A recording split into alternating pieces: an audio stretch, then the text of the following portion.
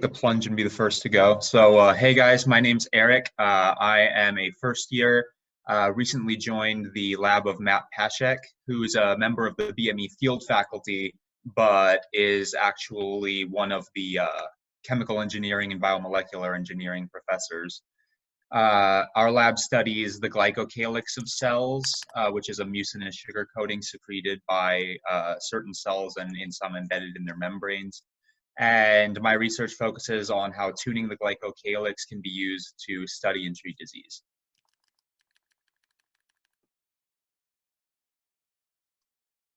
Okay, I can go next. Hi, I'm Maggie. I'm a first year in the Nelly Andora's Puri lab. She's in mechanical engineering and in the field of biomedical engineering. I study tendon regeneration, which as somebody who participates in lots of sports, really cool stuff. And for fun around here and stuff that I'm involved in BMES. I'm involved in the Latino Graduate Student Coalition. I play lots of soccer. I go dancing a lot. I box. There's a lot of stuff to do around here, so got lots of stuff going on. Connor, passing it to you. Okay. Hi, I'm Connor. I'm also a first year. I'm in the DeLisa lab, which, like Eric's professor, is in the chemical and biomolecular engineering. So again, field faculty. We focus mostly on different types of protein engineering and just different applications that could be used with that. I probably focus most of my free time on various, rather than like sports or anything, I focus more on like doing BMES, doing expanding your horizons and other volunteering positions more for the community. But there's still a lot to do in Ithaca, so pretty good. Yeah, and I guess I should mention real quick, since I sort of forgot that last part, I'm here representing the people who are nature lovers or are the introverts who like to spend their free time doing like training self skills.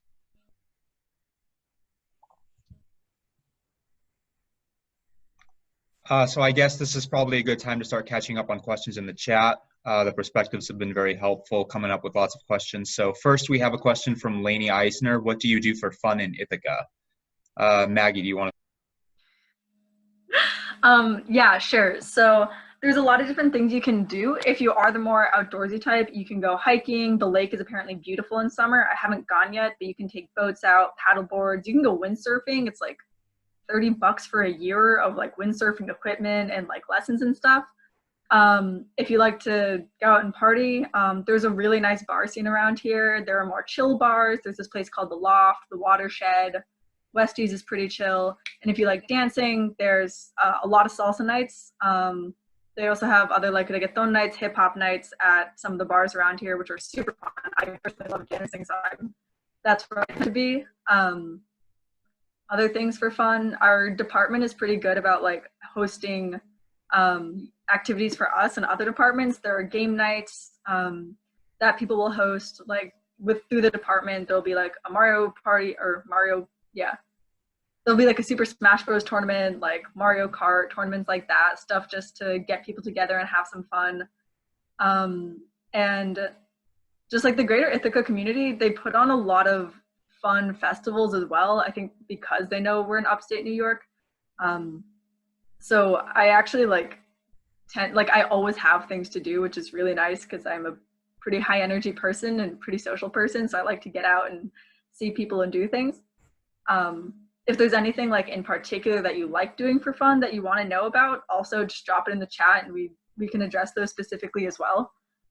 Just that everyone's interests get covered. But yeah, that's what I think a lot of people around here do. Yeah, there's a lot of festivals that the Ithaca community really puts on, and like even like in the more towards the fall and stuff, there's a farmers market that's pretty close to the downtown area every weekend, and that's really nice to go to. There's a lot of fresh produce there, as well as just some things like that you might not be able to find anywhere else. So it's pretty cool. Yeah, I like that you mentioned the farmer's market, Connor. Farmer's market is one of my favorite things to do, especially in the summer. On weekends, it's right by the lake. So if you want to kill two birds with one stone, farmer's market and lake, then that's the place to go and do it. They have great music at the farmer's market too. So that's a nice way to get some music in your life if you're into that. Um, I also enjoy the hiking. One of my favorite things about Ithaca is that you're never more than a few minutes away from some like real nature scenery. And I come from like the DFW Metroplex in Dallas, Texas, so not nearly as much nature to be had there. So that was an enjoyable change.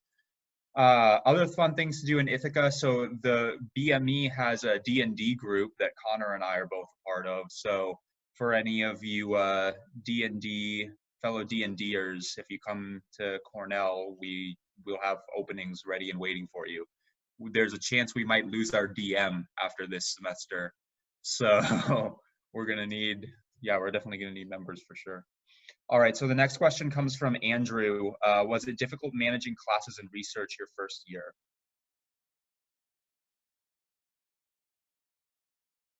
So I guess I'll go ahead and start with that one then.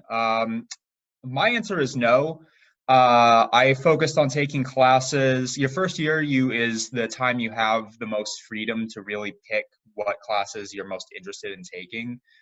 You have definitely the fewest research responsibilities in your first year, since you spend the entire first semester essentially just looking for a lab to begin with.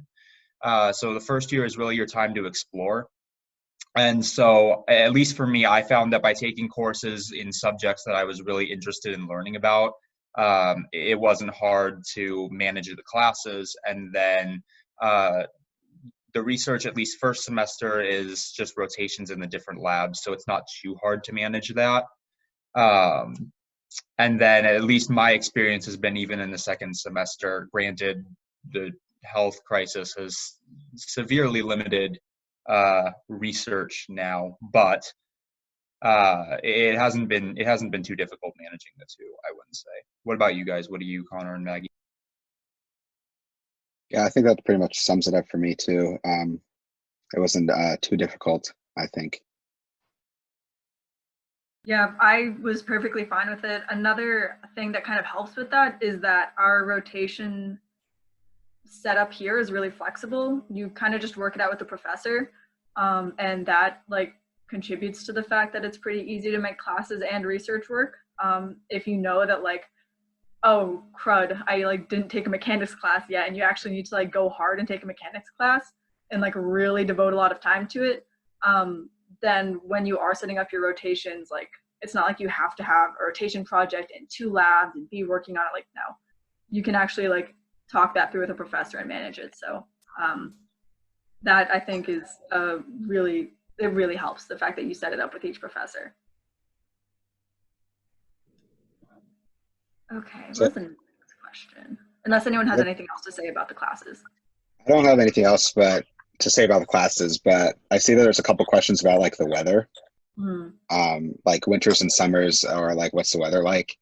I think it's been nice. I think my biggest transition, so I came from Colorado, so my biggest transition was going from a dry to a humid area.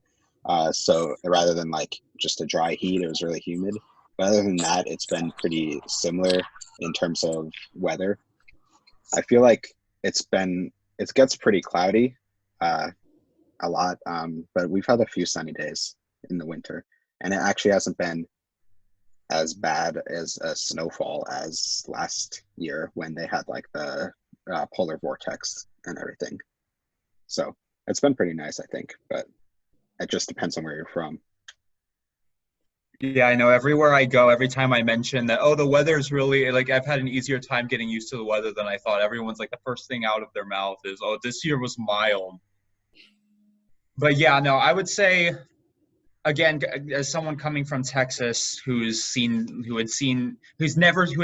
before now had never seen real snow, and the only snow I'd ever seen was maybe like a couple of inches in the dead of winter if I was lucky. The transition to a real winter from somewhere like Texas or other climates that just don't really get winter It's really not that difficult. For people looking for advice, I would say the key is layers. I don't have a whole lot, again, as someone coming from that climate, I didn't have a lot of particularly thick, woolly, warm clothing necessarily, but I've gotten through it this year at least by just layering up. So yeah, I would say layers is the key for winter. And then summer is just beautiful. I don't miss the 100-degree summers of Texas at all. I much prefer this more temperate summer. You can be outdoors any time of day doing stuff. And then in the summer, aside from when it's rainy, it's just awesome to be outdoors. Outdoor studying is great in the summer. So yeah, that's my take on the weather. What about you, Maggie?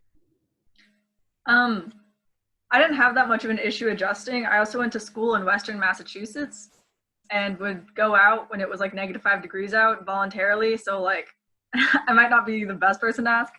The one thing that I would contribute to this is that when we first got here, our cohort on campus, we did set up a little like Slack channel in our cohort for winter weather preparing, that like all the people who are coming from like the South and like the West Coast, we like took a lot of people up to Syracuse Mall so they could get like good but not super expensive winter gear, because a fleece won't cut it. You don't need to be dressed for like the Arctic, but like a fleece also won't cut it. So yeah, layers are good. Yeah, I remember seeing that channel when it first popped up in Slack. I had a good laugh about it. Actually, and Connor mentioned it, one of the things that was actually pretty like the biggest change was the difference in humidity. Because I remember one of my friends, she'd never been in a dry environment before, and your hair gets all staticky in dry environments, and her hair started floating because of the static. She started freaking out because she'd never seen it before. She'd never been in a dry place. But yeah, the weather's, it gets cold, but we also don't regularly have fires, so that's convenient. It's pretty nice temperate climate, I think. Right. So winters, summers, I don't know if this got answered fully, but what does our schedule look like on the weekends? Are we usually studying, going for hikes, and how's the nightlife? It's usually a mix of both. I tend to go into lab at least once on the weekends. I also have cells that I have to change media at least once every 2 days. So it's pretty normal that like you'll pop into lab for a little bit, like at least one of the days of the weekend. And I mean, we still have to study, we still have classes, we still have things to do. But I also usually spend like a night going out or hanging out with friends, having a movie night. And I mean, now that it's nice out, it's like going for hikes. Even before the social distancing was a thing, that's a thing that people do as well. But what do your guys' weekends look like? Yeah, I think like most of my lab, we do a lot of cell culturing too. So we do E. coli, yeast, and mammalian cells. So there's people in the lab every day. And it's just a question of how long that we really go in.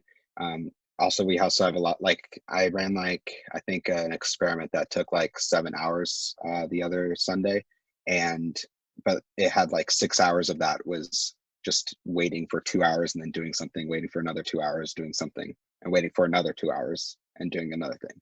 So it's like there's a lot of downtime to be able to read papers or work on homework and stuff. So I think it really depends on the lab and sort of the lab culture. And that's really one of the things you want to really recognize while doing your rotation is just, are people coming in on the weekend? Is it expected, or is it just like something that our people are doing? Like, I don't think our professor really expects us to come in on the weekend, but just it's kind of been in the culture that all the higher up PhD students are doing it. So like everyone else just keeps doing it and then just kind of keeps going from there. Hi, Yeah, everyone. Sorry that I'm late. I'm Nancy. I am a third-year PhD student in the Schaefer Nishimura lab. I'm sorry that I joined late, but I was having issues with the microphone. I wanted to also say that sometimes we do come in the weekends to the lab. I work in a lab that uses mice for experiments, so sometimes we have to go and check on the mice. We do surgery on them, and sometimes, like, depending on how you plan your experiments, it could be that you have to come and check on them or do experiments on the weekends. But I feel in my case, it mostly depends on how I plan my experiments. If I decide to run something on Friday, then I know that I have to come maybe on Saturday and Sunday, but I try to stay away from that because, as Connor mentioned, it's possible that that you are going to see people coming in the weekends. And I feel like you need a break sometimes from being in the same space every day, every single day of the week. So when I'm not in lab, I try to just be at home, watch a movie, hang out with friends. I don't know, go somewhere else besides the lab. But yeah, it depends on how your work is going to be. If it's with animals or with cells, or if it's more computational, then you can work from home.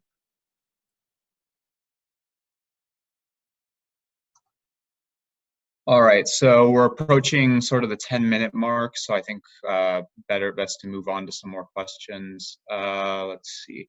There are a few questions pertaining to things like commute and where we live. Just for those with questions about that, just know that we will have a separate housing panel later in the afternoon. But just in case some of them are asking because they have maybe a meeting with faculty during that time or something, do we want to just like quickly cover like what our commutes are like or what our housing situations are like? Okay, so I guess I'll start. So I've just found I just live by myself in a 1-bedroom apartment in Lansing Village, which is to the north of campus. It's one of the okay, I'm gonna say remote. Just know that remote doesn't mean like remote means 8 minutes away instead of remote means 8 minutes away by driving instead of 15 minutes away by walking. So everything's relative here, but the Lansing neighborhood is north of the college campus instead of south like most of the other neighborhoods where grad students live, and so it's a little bit further away. But all in all, commute is never really all that bad. And for those who don't drive, Cornell provides you with a free bus pass for your first year at Cornell. So that makes commuting A, affordable, and B, really easy to do. I live right at the bottom. Okay, so basically I live 0.5 miles away walking distance from Cornell campus, in a house with some other grad students. And I take the bus because it is a 15-minute walk uphill and my legs don't want to do that in the morning. I'll walk downhill like in the afternoons when I'm feeling like awake and like a better person. But I'm also right next to 3 major bus stops. And I'm probably going to keep the bus pass just because it's so convenient. And the bus system here is actually like really good. It can get you just about, like, I've never had to go somewhere and the bus couldn't take me there, which is really nice. But I'm right next to a bus line. I'm 0.5 miles away from campus where I need to be on campus. And is there anything else I was going to go into? I live with other grad students. I used to live with another BME kid. He graduated. But there's 5 of us in the house, and it's like a mix of grad students and people who have just graduated from Cornell. It's fun.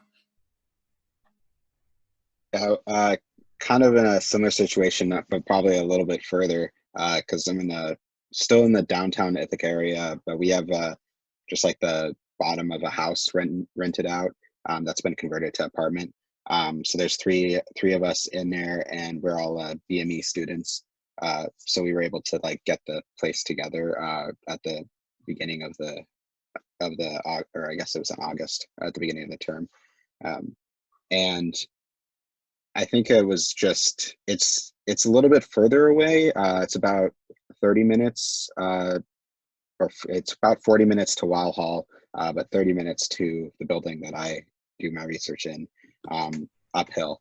So it's like, usually I take the bus up because I don't want to walk. As Maggie was saying, I don't want to walk that in the morning, but I usually walk back, and it's a pretty nice walk. And in the summers, there's a gorge trail that goes all the way, basically from downtown all the way up to the campus. So it's pretty nice. I also live in downtown, which is like a 30-minute walk to our building, and I take the bus basically 10 minutes and I'm there. You can also walk, but as the other people said, it's not, sometimes you don't want to walk, so you take the bus, especially when the winter is hard. And during the summer, it's really nice to walk up or down the hill. So I think it's pretty easy to get to campus depending on when you live, like anywhere basically.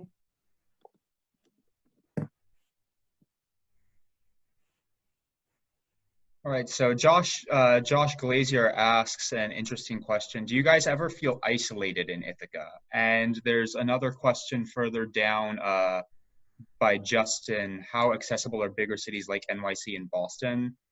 So I feel like those are a couple good questions to sort of combine together. So do you ever feel isolated, and how easy is it to not feel isolated?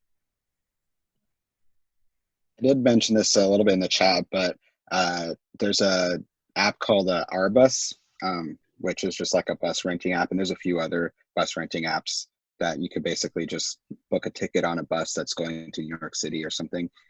It's about a 4.5 hour drive. So if you do want to have a car and you want to drive, you could also do that. But I've done it before on the weekend. I went like a Saturday morning and got back Sunday night, and it was really cheap. I think it was like $30 for the ticket, which I thought was relatively cheap for the whole bus ride. So I've never felt isolated. I mean, maybe a little bit now that we are in isolation, but before that, no, I wouldn't say. As someone who grew up, like, I grew up in North Jersey, which is about 20 minutes outside of New York City. And honestly, I think I go out and do more fun stuff here than when I was like home in Jersey and living right next to New York City. I haven't really felt isolated here. There's so many different things to do around here. It's like, and so many different people to see. One thing that I have heard of people experiencing, and this actually goes to another question here about if we hang out with other departments. I know that when some people are working a lot and like they have a heavy experiment load, they do have to do an experiment on the weekend, and then they hang out with their BME friends outside of lab, it can just get a little bit like claustrophobic. But actually hanging out with people outside of your department, that's some advice that was given to me, and I think really helps in terms of making sure that you don't feel isolated. Hanging out with somebody who like doesn't even know where Weil Hall is, it's actually pretty refreshing. So I recommend like have friends outside of your department. It's really nice. Actually, have friends outside of STEM in general. It's a beautiful thing. But even though like it's been like a while since I've been to a big city, like, and I'm from right next to one, I haven't felt isolated so far. Honestly, even though I'm on lockdown, I still see people pretty frequently, so like I can't complain.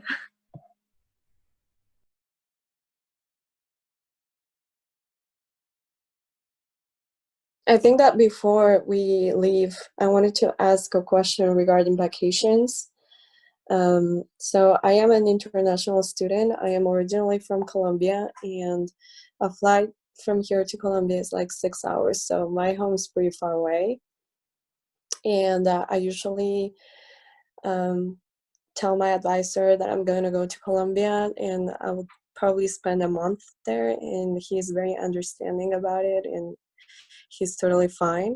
So I'm not sure how it works for other people, but I think that overall the BME department offers a lot of flexibility regarding vacations, and if you feel like you need to take vacations at certain point during the year.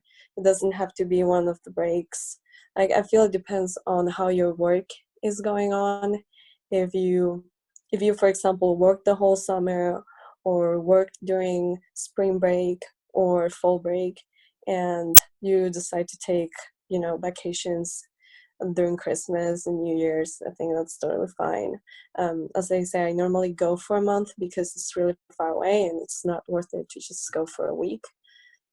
And I feel that's my case, and I feel that other people also have good experiences with vacations. Advisors are usually like very understanding, and they know that you need some time away to visit family and friends.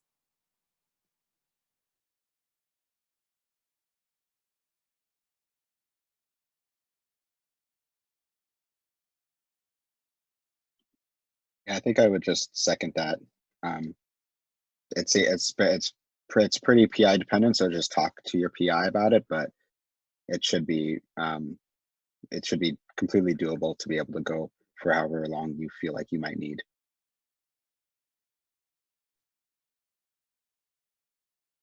All right, guys, just so we can try to stay on schedule, we got a couple more minutes. Is there any massive last minute questions for this? And again, we've got panels coming all day long, or I should say for the next like hour and a half.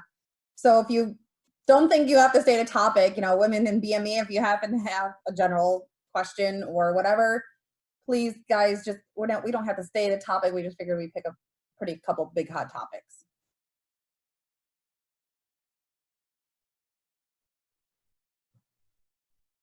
All right, let's wrap up this panel. Again, Connor and the team can totally provide email in our GroupMe account. So if you guys have any questions and concerns, they can put their email addresses and feel free to ask questions there as well.